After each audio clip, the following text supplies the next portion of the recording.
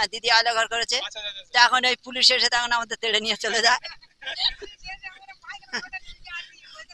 কি করবো বলো, থাকতে দেয় না, কেউ কেউ লইকে থাকি। সো ভিউয়ার্স, আমি চলে এসেছি নতুন একটা জায়গায়।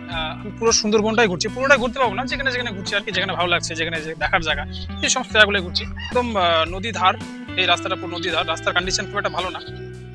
তো সাইকেল দিয়ে চলছি, এই যে আমার সাইকেল।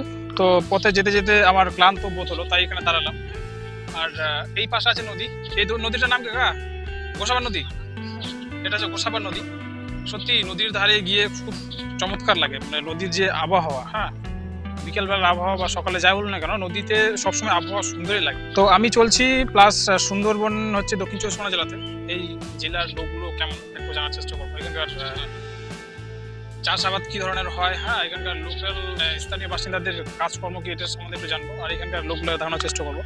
এখন বর্ষাকাল চলছে, বর্ষাকালে জমিতে চাষ চলছে, হ্যাঁ। আর বাড়িগুলোর কন্ডিশন খুব একটা ভালো নয়, এখানে মাটির বাড়ি, কিছু কিছু মাটির বাড়ি দেখতে পাচ্ছি আমি, ছোট ছোট বাড়ি রয়েছে এখানে। তো বর্ষাকালের অবস্থা কেমন হয় আমি জানি না, ঠিক আছে এখানে একজন স্থানীয় বাসিন্দা আছে, জানার চেষ্টা করবো। বর্ষাকালে এগুলোকে পুরোটা ডুবে যায় এগুলো?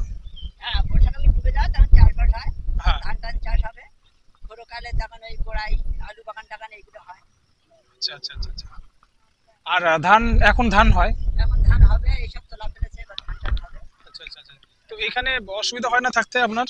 হ্যাঁ আমাদের থাকতে অসুবিধা হয়, যখন নদীর থেকে যখন পান টান ডাকে, আচ্ছা আচ্ছা, যখন নোনা জল বাড়ে সেই সময় অসুবিধা হয়।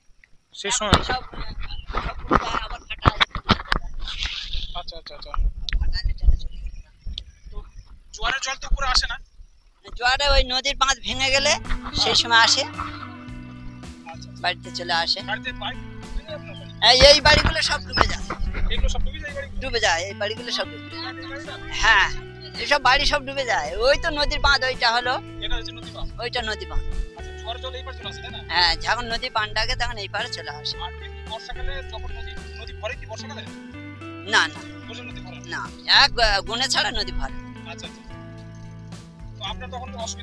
সেই সময় এখন এই আমাদের ওই যে ওই সামনে যে আয়লা ঘর করে রেখেছেন, হ্যাঁ দিদি আয়লা ঘর করেছে।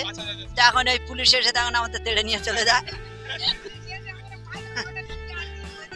কি করবো বলো, থাকতে দেয় না, কেউ কেউ লইকে থাকি, সব যেদের বাড়ি ঘর গরু বাছুর ফেলে দিয়ে কেউ যেতে চায়,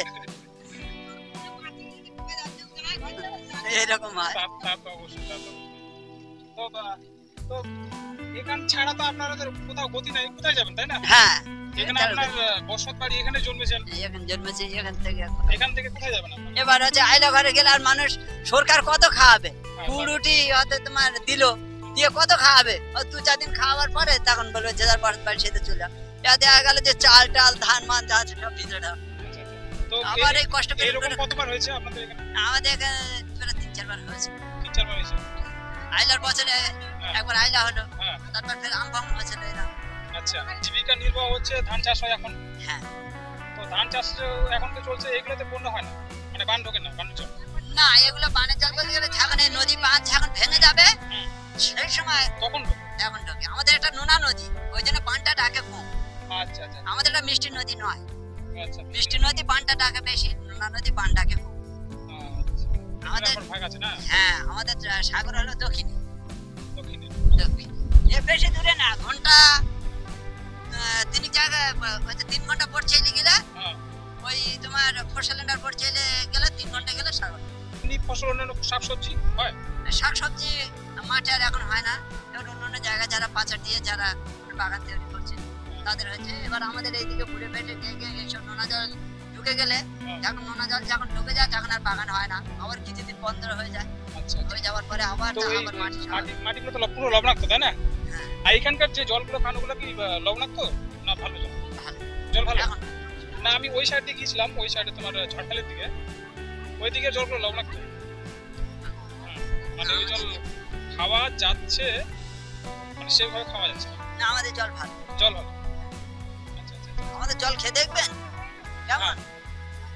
আচ্ছা খাও, আমাদের জল খাও, খেয়ে দেখবেন খাও। অবশ্যই অবশ্যই। আপনি যদি জল খাওয়ান তো কেন জল খাবো না, ঠিক আছে? জল তো মানুষের জীবন, জল তো মানুষেরই জীবন, জল ছাড়া মানুষ বাঁচতে পারে না, ঠিক আছে? কিন্তু আমাদের মালদাতে আমাদের জলটা কিন্তু অন্য টাইপের, ঠিক আছে? জল খাওয়া যায়, লবণাক্ত না, অন্য জল না।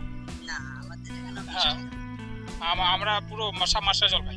তার মানে আমাদের সাবমার্শাল জল হয় না, আমাদের এখানে জলটা খুব নিচে, আচ্ছা দূরত্ব, ওই জন্য কোনো শ্যালো বসে না।